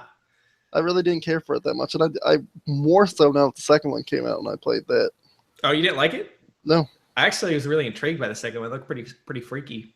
I mean, it's stupid. Yeah. Like, I can get into that on another podcast. Yeah. We're going to do a board game podcast. We'll do a whole podcast on why that game sucks. No, we'll do a board game podcast. Let's do that. Okay, you guys are going to laugh at me, but the game that they announced for PSVR that I was most hyped about was the Final Fantasy fishing game. Monsters of the Deep. That looked awesome. That does look cool. Yeah, and like, look, I've always, kind of a guilty pleasure of mine has always been, for some reason, like, fishing games. I've always liked them. Yeah. I don't know why, because I like fishing in real life, and I haven't gone actually fishing in ages, so I usually get my fishing fix through games. Rob has a secret collection of bass hunting. I secretly have a fishing fetish. But yeah, it looked cool, like because honestly, like in games like that, like RPGs and stuff, like the one thing I always look forward to is like kind of these mini games you get to do, like fishing and doing stuff like that. So that looked awesome, like especially in VR. I think it'd be pretty cool. Plus, they have these like huge, like toothy fish that are fantastical. I'm sorry, but the Final Fantasy characters, the way they're designed, just turned me off. And now Bond might want to pitchfork me for saying that. Well, but they look like Final Fantasy characters to me. They have like spiky hair. That's exactly why I don't like Final Fantasy. That's to me how all anime looks. I actually would, believe it or not, Dakota, I'd actually agree with you because I like the look of Final Fantasy characters like in the old 2D games, but once they started getting realistic, I don't know, Japanese realistic. Yeah, Japanese realistic. I don't like anime that's overdone like that either, though. But I don't like Attack on Titan isn't like that. But then I like stylistic, but I don't like that. Like I don't like that style of anime, like where, like you're saying, like the spiky hair, the big eyes, and all that stuff. I'm not into that. Swords that are like the length of 8 people. Like swords that would crush them if they actually put them on their back. Like Monster Hunter, I guess. But I don't know, whatever. I thought that game looked cool, and Dakota kind of laughed at me when I said, "Oh, that looks awesome." It's because I didn't expect you to say that. So Monster of the Deep Final Fantasy 15 was my VR top pick. Let's see, God of War. So we kind of touched on that a little bit, but that obviously looked fantastic. I mean, I'm a huge God of War fan, and I'm a huge Norse mythology fan, so I'm excited to see what they bring to that, because they really, with the Greek mythology, they blew that away. Yeah. I mean, it's fantastic. Now with Norse mythology, I expect the same. Yeah, and I like this whole storyline of him being a dad, I guess. And has that that whole plot like protecting his son. You know what I see from the trailer though? They're setting him up to die at the end of that game. Oh yeah, like you can totally tell. It's gonna be a sad story. It's gonna be a sad game. It's gonna be like it look like it's gonna be like Cormac McCarthy's The Road. Yeah, either he dies or the kid dies. Or The Last of Us, even. There you go. Parallels to The Last of Us. The Last of Us started out fucking sad. Yeah, watch your language. Yeah. But it's such a great game. Bond, you've got to play that, man. And once you do get your PS4, the first game you need to go out and buy is The Last of Us. All right. That game's a masterpiece, I swear. Masterpiece. Like it's one of the greatest games of all time. Did he'll come back like, meh? Yeah. So you actually be like, well, I have to be honest. I didn't really like it. No, I think you'll like it. It's good. Like if you like a good story, like Oh yeah. as far as like, I mean, I don't think any other game. I will say like The Last of Us, we're kind of getting off on a different subject, but I talked about Cormac McCarthy's The Road. Did you guys ever read that book? I know of it. I've never actually read it. Well, it's a lot like that. Like I feel like it's kind of like it's a bit like Cormac McCarthy's The Road, but that's a good thing because it's like one of my favorite books of all time. But anyway, it's that post-apocalyptic, like protecting your child kind of thing. I'm telling you, that's like the formula to win like masterpiece game. Yeah, it is. Yeah, that book was like award-winning book. So, but that came first, by the way, was The Road. Yeah. But yeah, so God of War looks awesome. That giant sea creature at the end, dude. Oh my god, that thing looks so lovable. I know, right? Well, I can't wait to see what the whole deal is with that. But yeah, it definitely got me. That trailer got me in the feels, man. Like with the stuff with the kid and everything. I can tell that's definitely going to be a sad game. Oh yeah. See, Detroit Human, man. I know Dakota's excited for that. Yes, okay. Before you hate on it, but I like the Telltale games, and that has even more gameplay than a Telltale game. Look, like I'm not against playing a game as almost like a choose your own movie type of thing. Like, what's the difference from playing a game and reading a book in that case? Like, if you enjoy the narrative, it's interactive. It's more interactive. Well, see, that's the thing is like a game to me should be like you're in control. You're kind of choosing the actions of the character and like playing that character. Like with those kind of games, I feel like it pretty much plays itself to a large extent.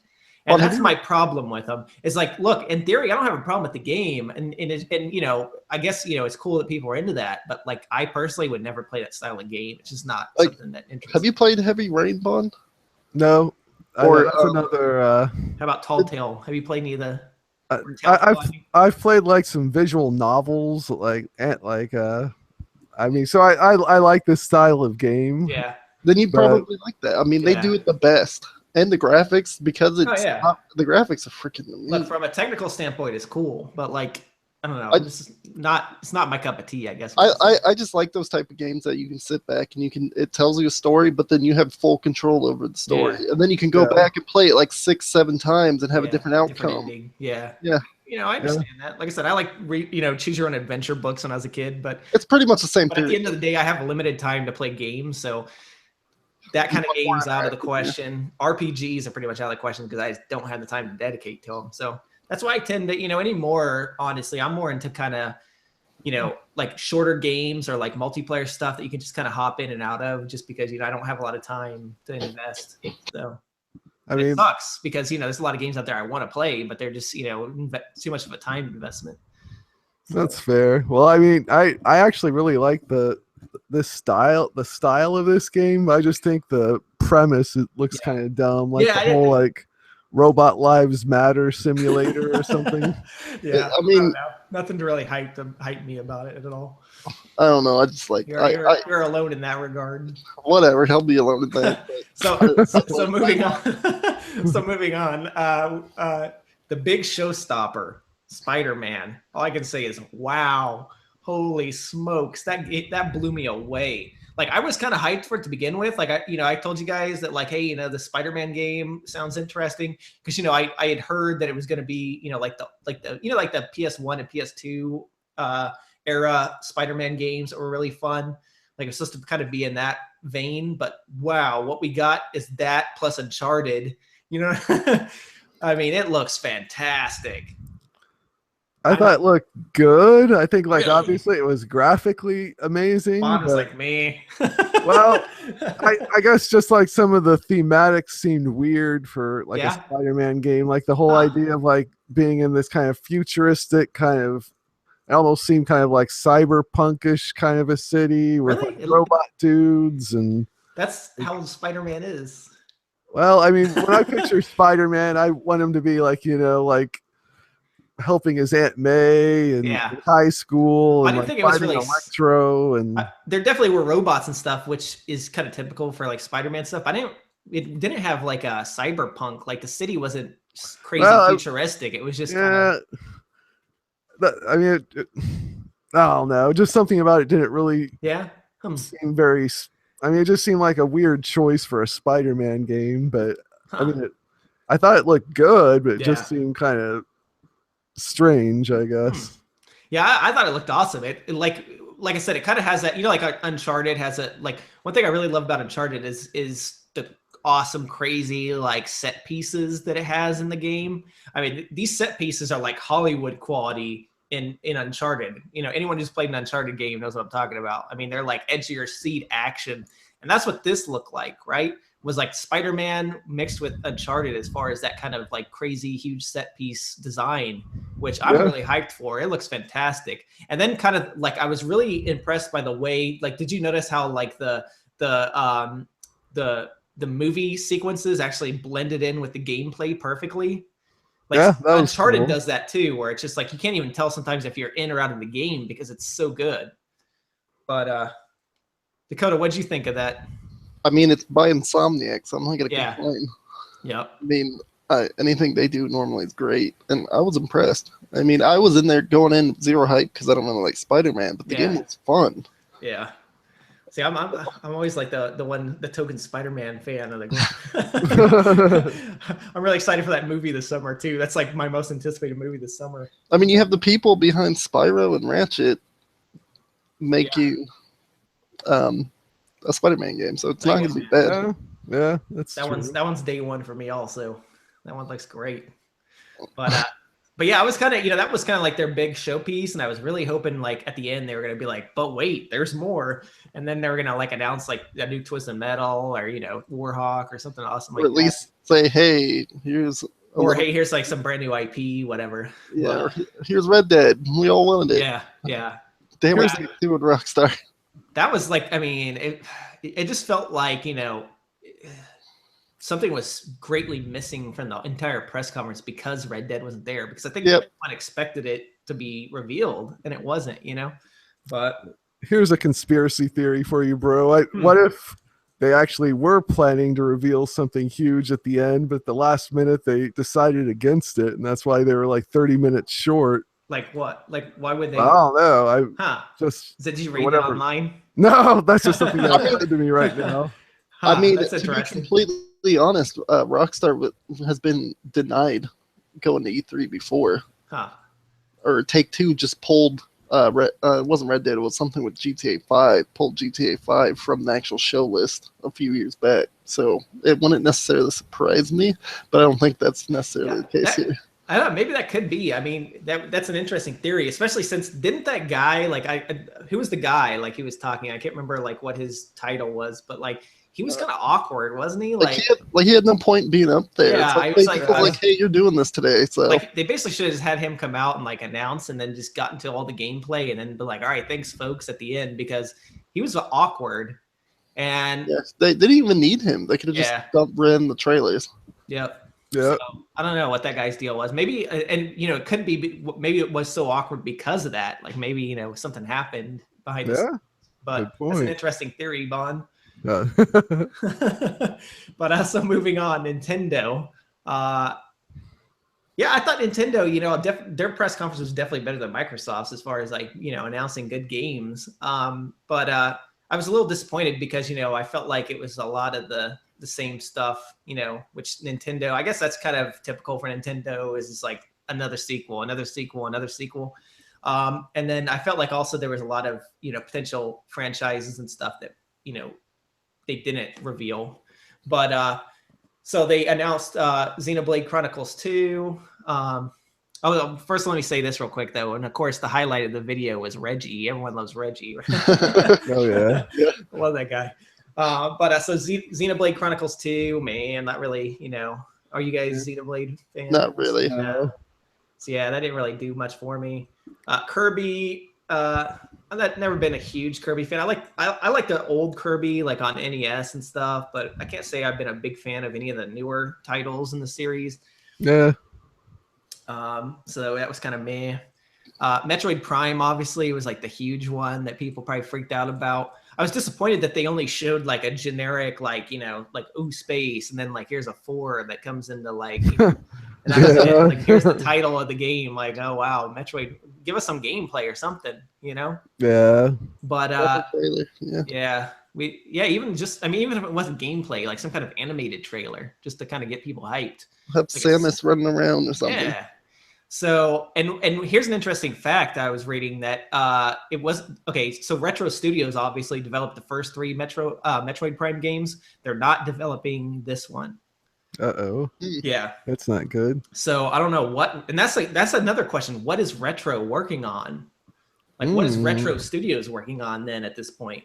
Because they've really developed some awesome throwback games in recent years. Obviously, Metroid Prime. What else did they? The Punch Out for Wii, that game. Yeah.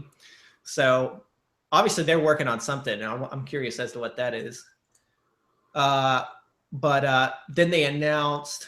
Let me see if I had this on the Breath of the list. Wild Okay. DLC. I'll get back to that. But the Yoshi game. I thought that looked cool. Yeah, look, the Yoshi games, I will give Nintendo. They really go above and beyond with the kind of cool like concepts for the Yoshi games. Like, they did like the yarn Yoshi the last time, and everything looked like it was made out of yarn within the game. I don't know if you saw that. It was on Wii U. But the attention to detail was so good that like you could actually see the fuzz coming off the yarn in the game. Oh, wow. It was really cool.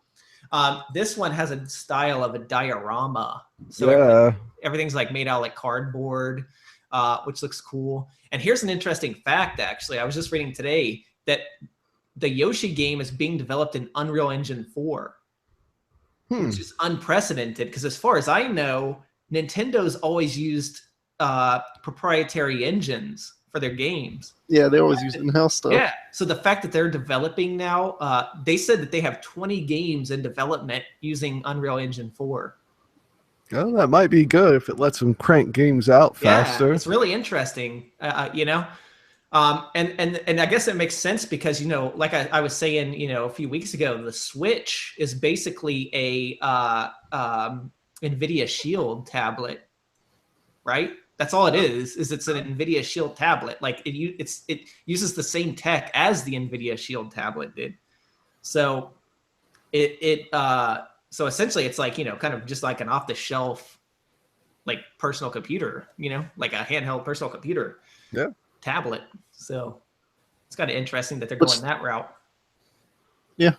But, see, they announced Fire Emblem Warriors, Legend of Zelda Breath of the Wild DLC, obviously, which is going to be cool. Which is weird because it's the first time DLC has been added to a Legend of Zelda game. Yeah. So this is, kind of big for Nintendo. I'm not necessarily a fan of it, obviously, because I hate DLC, but and it doesn't look like the DLC is really going to be that great. Hates DLC, buys amiibos. Like, hey, look, at the end of the day, it's all about the action figures, okay? Wow, if they come out with Koopaling amiibos, dude, I'll be at the store camping out as soon as the door opens. We can all just agree that the amiibos are the greatest ploy to release DLC ever. Yeah. Well, like I said, at the end of the day, like I think what Nintendo's smart about it is like the toy to life thing. Like honestly, amiibos don't really do that much. Like they unlock stuff like in Breath of the Wild, they do give you like certain items that you can't unlock any other way, like costumes and stuff. They give you a wolf. They give you chests. Yeah, that one's cool. There are a few like cool ones, but for the most part, it just kind of gives you like little random items, which I like. It doesn't like unlock whole portions of the game like some of like Skylanders and stuff do. But I mean, the attention to detail and the figures themselves, that's what's honestly for me is like the coolest part is that like these figures are so detailed. Like they're literally like you put them on a shelf because they're that detailed. Like they're collector's quality little figures, Yeah. And but it's crazy how many of them there are already. Like which ones did they announce? I forgot which ones they announced it. They announced some new Fire Emblem ones, I believe. They announced, oh my god, the Metroid ones. Did you see those? I did not. I'm getting those. Look, I haven't bought an amiibo in a while, but I'm getting that damn Metroid one. It's a 2-pack that comes with Samus and it comes with a Metroid. Cool. Super Mario Odyssey amiibos. There's 3 of them. There's Mario, Princess Peach, and Bowser, and they have like like wedding garb on. Let's see, what else did they announce? Oh, and then a bunch of like Breath of the Wild figures. Yeah, I saw the Breath of the Wild one. I like those. I might. Look, do you see how detailed they are, though? I mean, Yeah. they're beautiful figures. They knock them out of the park. Yeah, but look, this is the problem with them that I'm starting to see is that they're getting more and more expensive. When they first came out, they were $13 each, and I thought that was kind of expensive. Now they're starting to be like 15 to 16 bucks when they come out.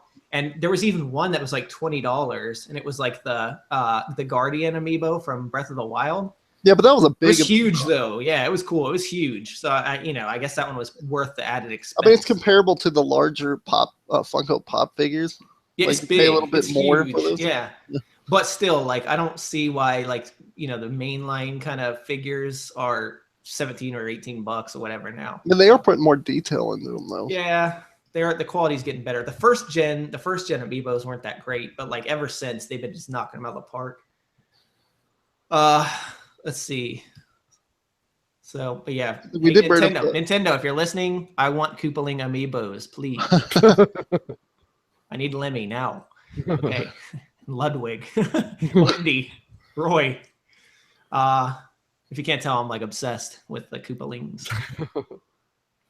Let's see, what else did they announce? Oh, okay, so we can finally talk about Mario plus Rabbids Kingdom Battle. Garbage, like I said earlier. Garbage. What in the world was that? Well, Like, you're gonna hate me, bro, but I actually want to play this. What? Are you serious? Okay. Vaughn, doesn't it remind you of XCOM a little bit? Yeah, I mean that's why I want to exactly. play it. Yeah, I love XCOM. Bond's like, man. Oh wait, Mario plus Rabbids, awesome. Well, he hates Shadow of the Colossus, but Mario plus Rabbids. All right, Bond, humor us. Well, I mean, I just love, the XCOM style, turn-based tactical gameplay, and it's just like so freaking weird. I mean, like Peach taking I mean, it's just such a bizarre, like portrayal of Mario. I mean, just that alone would make it entertaining. I actually hate Rabbids, but I mean, they're annoying. I mean, if you like XCOM and you like Mario, it's a no-brainer from that aspect. I just looking at that and I was just like, what in the world is this garbage? Is the gameplay or the actual characters? Look, when I first saw like the image that they leaked a few weeks ago of like, Mario with the gun and the Rabbids with the gun, I thought maybe at first it'd be like kind of like a multiplayer like game, like some kind of shooter or something. I was like, well, this party game or something like that. Yeah, I was like, this could be interesting, like if they do it right.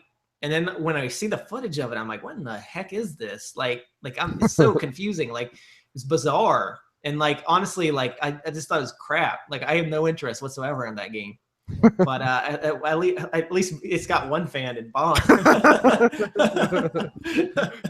mean, I'm interested, but I'd rather play XCOM.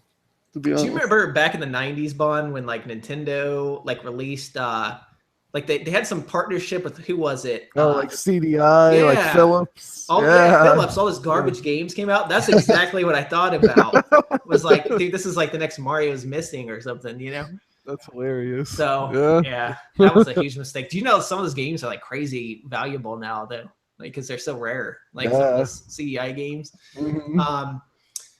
Let's see, Rocket League. They announced Rocket League's coming to Switch, which is cool. I love Is it Rocket gonna be League. Crossplay?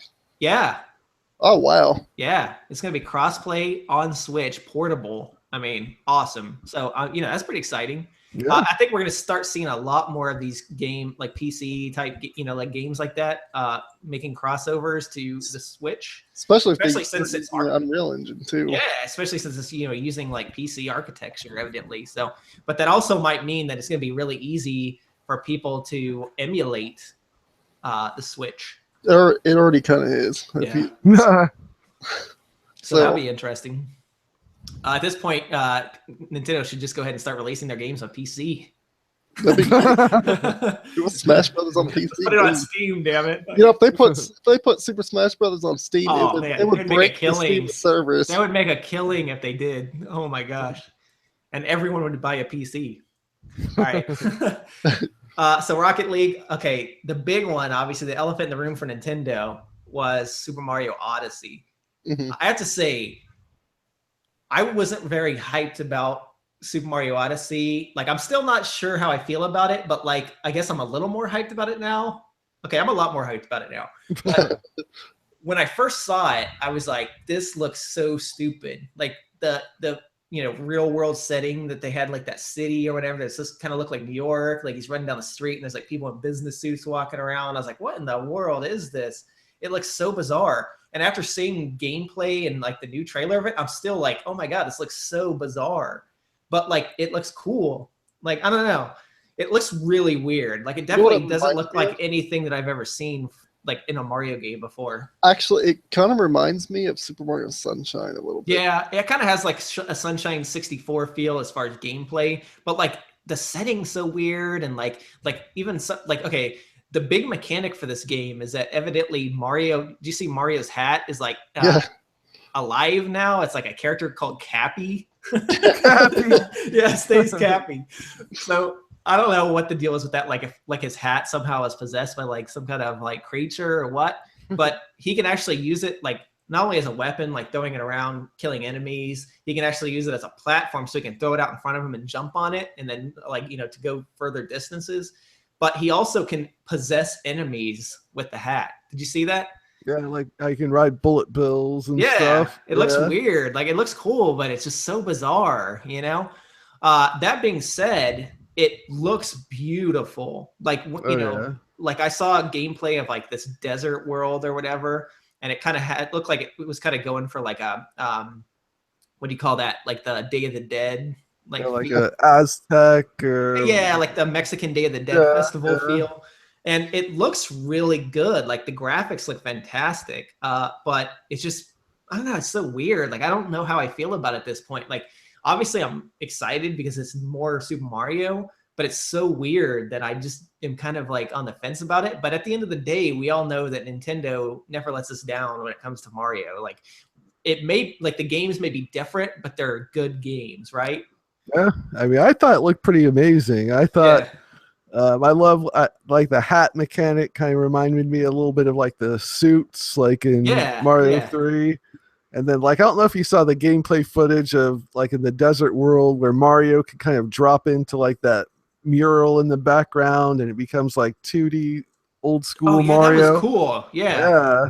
I mean, it looks like it's got a lot of really fun, creative things like that. Yeah. So I mean, it looks awesome, I have to say.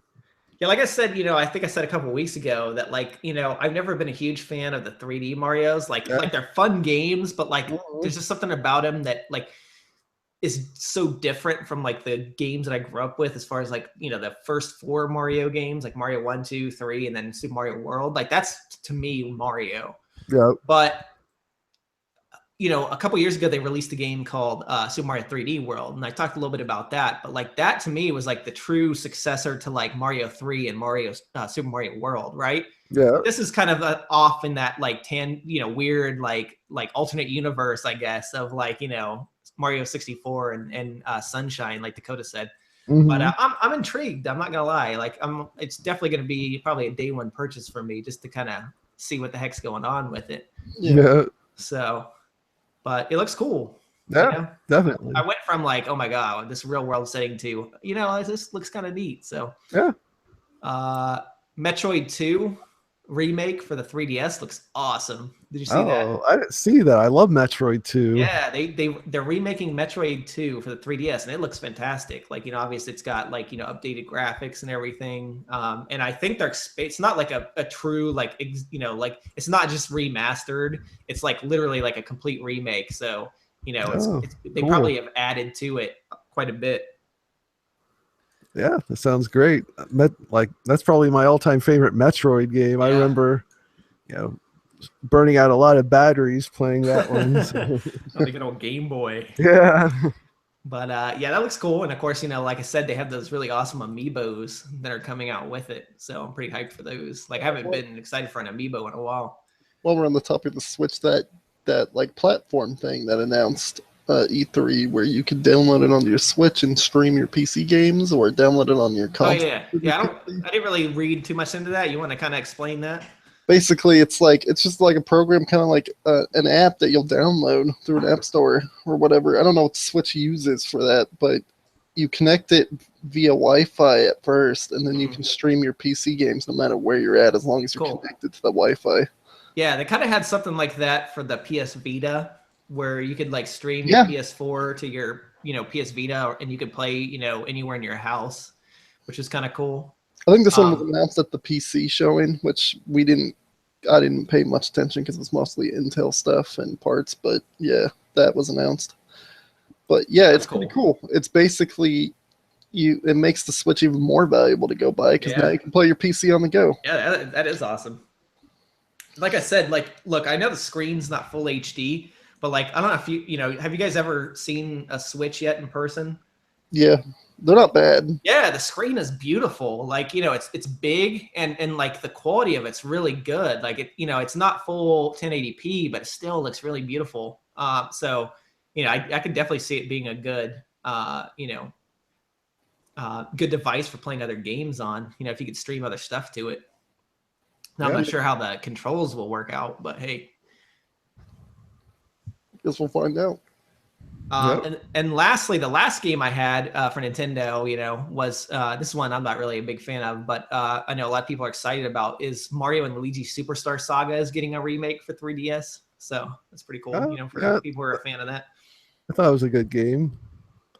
You actually played that one? Yeah, that was on the Game Boy Advance, I want to say. I think so, yeah. Yeah, that was fun.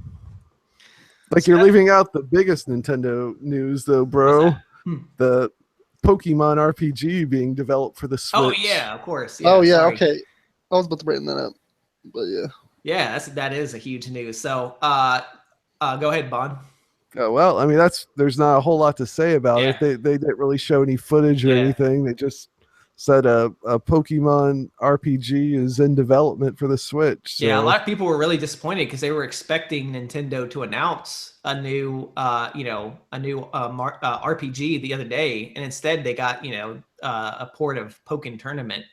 So definitely exciting to finally get a mainline Pokemon game on a console, and with the graphical capability of the Switch. I mean, that game's gonna look fantastic. I mean, there's people that go nuts over that stuff. I'm actually I'm not a huge Pokemon fan. I'll definitely try that game out. Yeah. I'm not the hugest Pokemon fan either. I kind of like Pokemon, but I haven't played any of the games since I think Game Boy Advance. Yeah. Actually, no, I had the ones on the 3DS. Was it Sapphire? Yeah. The remake for Sapphire or the port? Mm-hmm.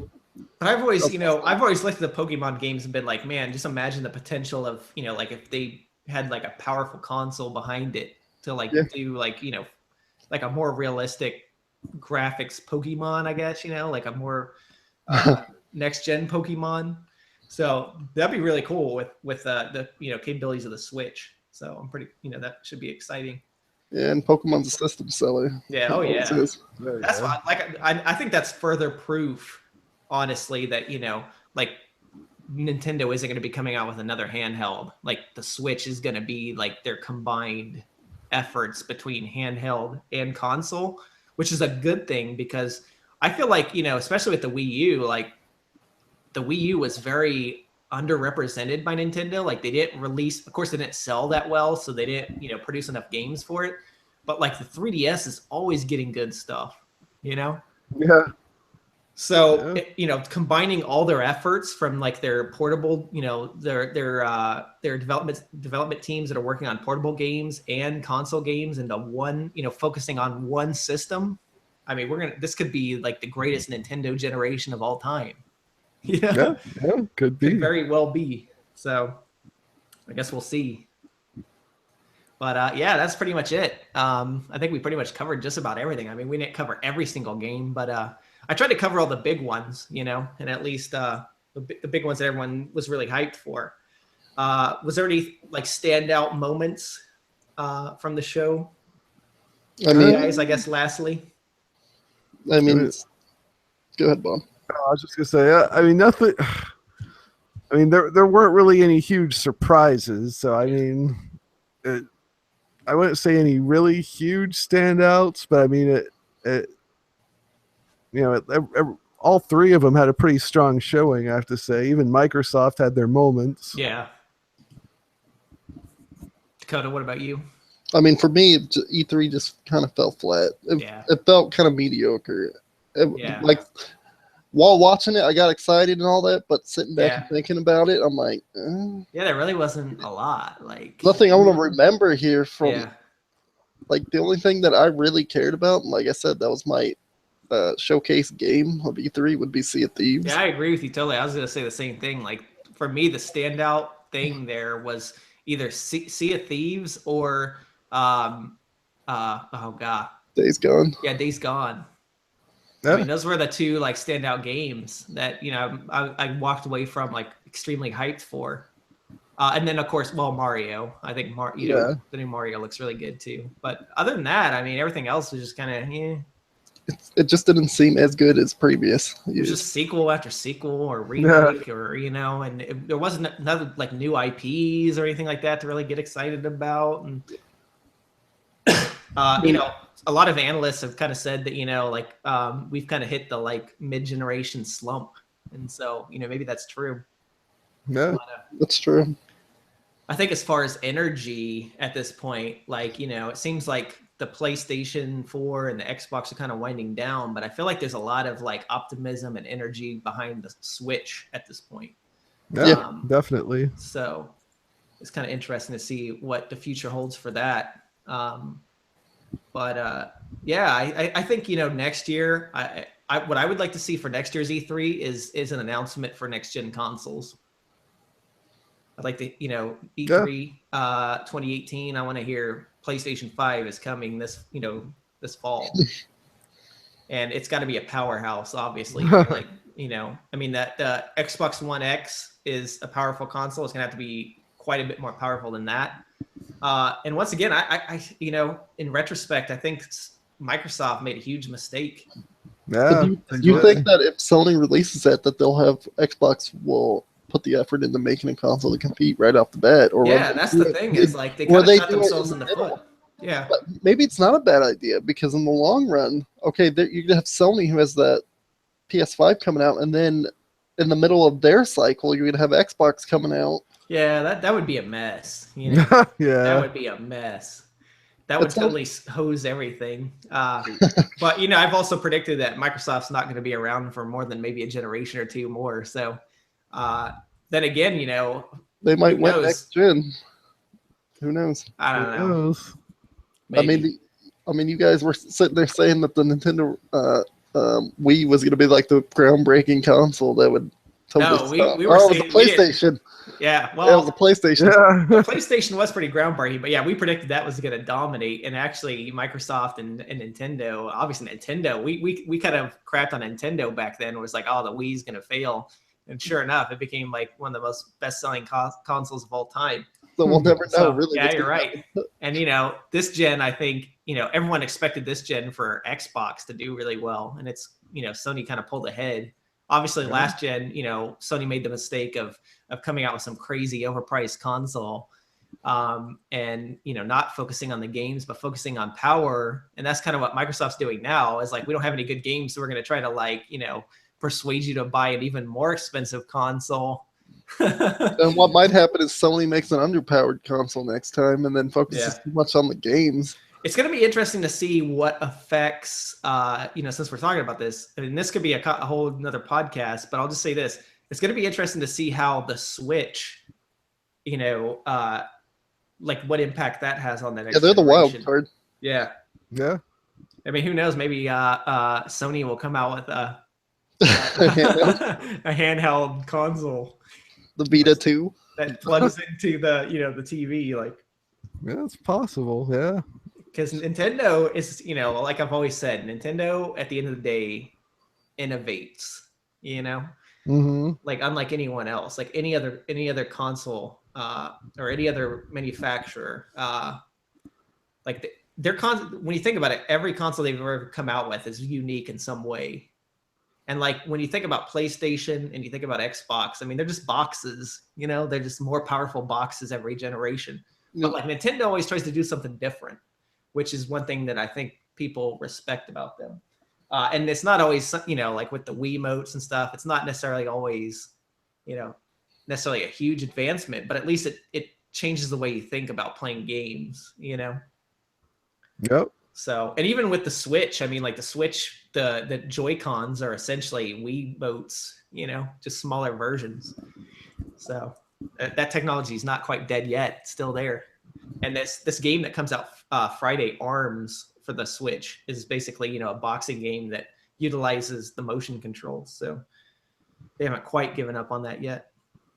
I mean, all we can say is until next year. Yeah.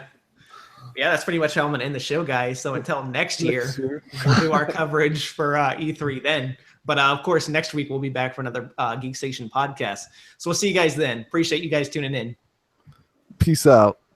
Later.